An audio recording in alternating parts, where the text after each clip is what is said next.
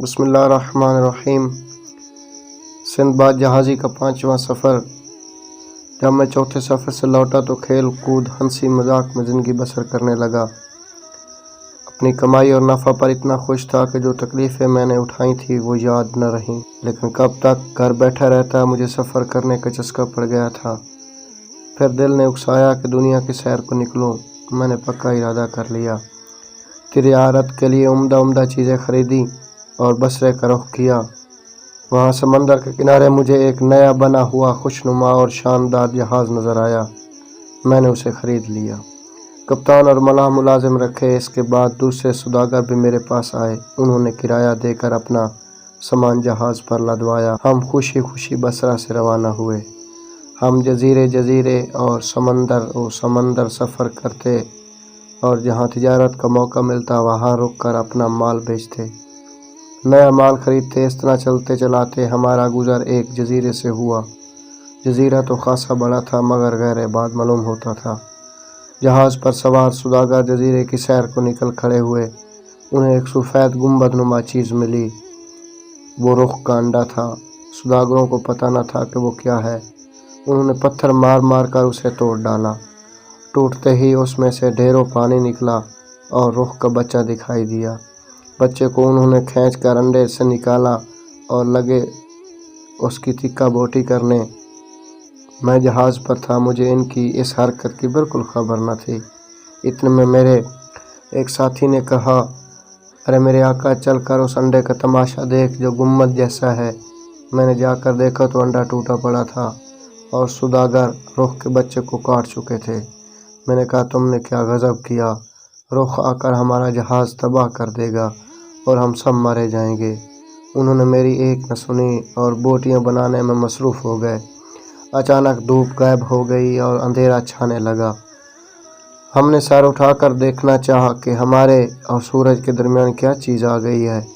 पता चला कि रुख आ पहुंचा और अंधेरा उसके बड़े बड़े परों की वजह से हुआ है। रुख ने देखा कि उसका अंडा टूटा पड़ा है तो बड़े ज़ोर से चीखा। इतनी देर में उसकी मादा भी आ गई और दोनों जहाज़ के गिर्द मंडलाने और चिंगारने लगे। मैंने चिल्लाकर कप्तान और मलाह से कहा, फ़ौरन जहाज़ यहाँ से निकालो वरना ये हमारी ज़िंदगी का आखिरी दिन साबित होगा। कप्तान ने जल्दी से लंगर उठाया और हम जजीरे से दूर होते गए। रुखों ने हमें रवाना होते देखा तो गायब हो गए। हमारी कोशिश ये थी कि जल्द अज जल्द बहुत दूर निकल जाएं। ख्याल था कि हम खतरे से बच गए हैं, लेकिन रुख पीछा करते करते हमारे सर पर आ मौजूद हुए।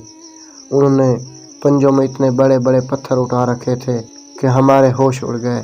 पहले नार ने पत्थर गिराया।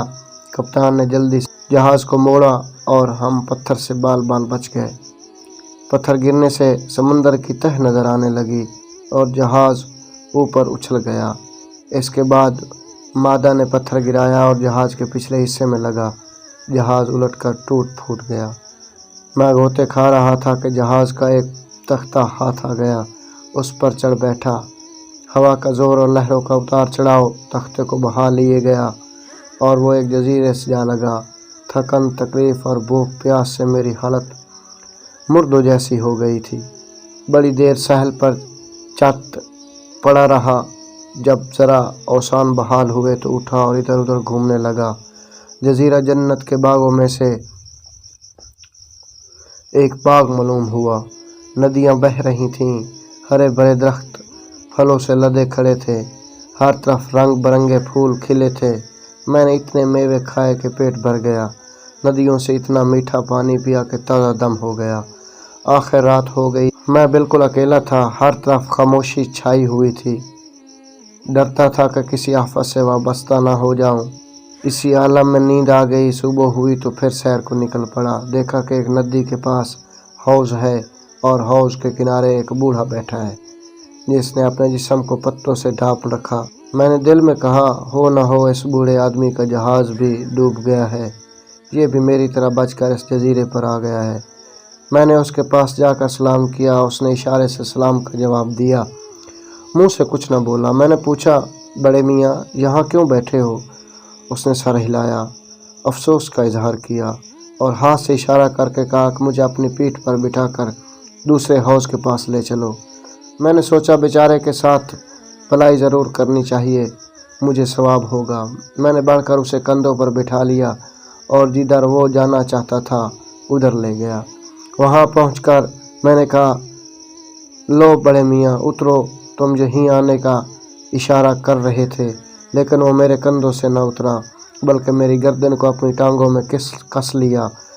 मैंने देखा कि उसकी टांगें ऐसी काली और खुरदरी हैं जैसे भैंस की होती हैं। मैं डर गया और चाह के उसे नीचे गिरा दूं। उसने मेरी गर्दन पर पांव जमा लिए और इस जोर से गला दबाया कि मेरी आंखों के आगे अंधेरा छा गया। मैं बेहोश होकर गिर पड़ा। उसने पिंडलियां उठाकर, जो पत्थर की तरह सख्त थीं, मेरे पीठ पर मारनी शुरू कर दी। मुझे इतनी तकलीफ़ हुई कि मैं उठ खड़ा हुआ। वो उसी तरह मुझ पर सवार रहा और इशारे से उन दरख्तों की तरफ जाने को कहा जो फलों से लदे हुए थे। गर्ज उसने उतरने का नाम ही न लिया, और जब उसका कहना न माना तो टांगों से मुझे मारता। ऐसा लगता जैसे कोई मुझ पर कोड़े बरसा रहा हो। मेरी हालत किसी कैदी सी हो गई। वो हर वक्त मुझे इधर से उधर चलाता रहता। जब नींद आती तो अपने पाँव मेरी गर्दन में लपेट कर सो रहता। बूढ़ा क्या था, अजाब था। मैं दिल में कहता, मैंने तो अपने ख्याल में उसके साथ भलाई की थी, लेकिन भलाई बुराई में तब्दील हो गई। अब मैं उम्र भर किसी के साथ भलाई न करूँगा। मैं खुदा से दुआ मांगने लगा कि मुझे मौत आ जाए, इस मनहूस बूढ़े से तो निजात मिलेगी। एक दिन मैं जजीरे में ऐसी जगह जा पहुँचा जहाँ बहुत से तोंबे पड़े थे, उनमें कुछ खुश्क भी थे। मैंने एक बड़ा सा सूखा हुआ तोंबा उठाया, अंगूर की एक बेल के पास जाकर उसमें अंगूर भरे और उसके मुंह को बंद करके धूम में रख दिया। थोड़े दिन में खालिस अंगूरी शराब तैयार हो गई।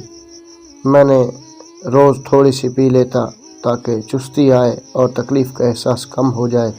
बूढ़े ने मुझसे इशारे से पूछा, ये क्या है? मैंने कहा, ये बड़े काम की चीज़ है, इसी से चुस्ती आती है और परेशानी दूर हो जाती है।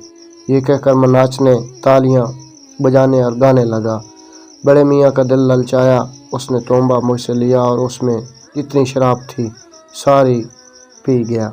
नशे में आकर वह झूमने लगा। उसके हाथ पांव ढीले पड़ गए।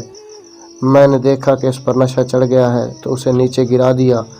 आज़ाद होते ही मैंने बदला लेने की ठान ली। एक बड़ा सा पत्थर उठाकर लाया और वो नशे में गबन ज़मीन पर पड़ा था। मैंने पत्थर उसके सर पर दे मारा और उसे हलाक कर डाला। बहुत दिन तक मैं उस जजीरे पर रहा, फल खाता, चश्मों से ठंडा पानी पीता और इसी इंतज़ार में रहता कि कोई जहाज़ आए तो मुझे छुटकारा मिले और मैं सही सलामत पहुंचकर घर वालों और दोस्तों से जा मिलूं। आखिर किस्मत ने साथ दिया। एक रोज़ समंदर में एक जहाज़ आता दिखाई दिया। उसने जजीरे के शहर पर लंगर डाला और जहाज़ पर से लोग उतरकर इधर उधर घूमने फिरने लगे।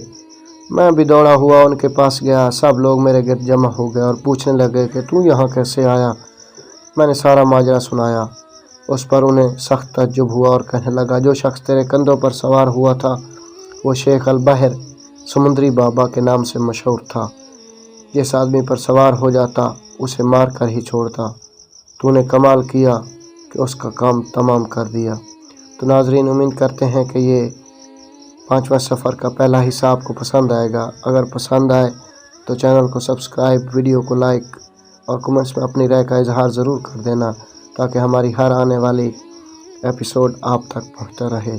अगले एपिसोड तक इजाज़त दीजिए। अल्लाह हाफ़िज़।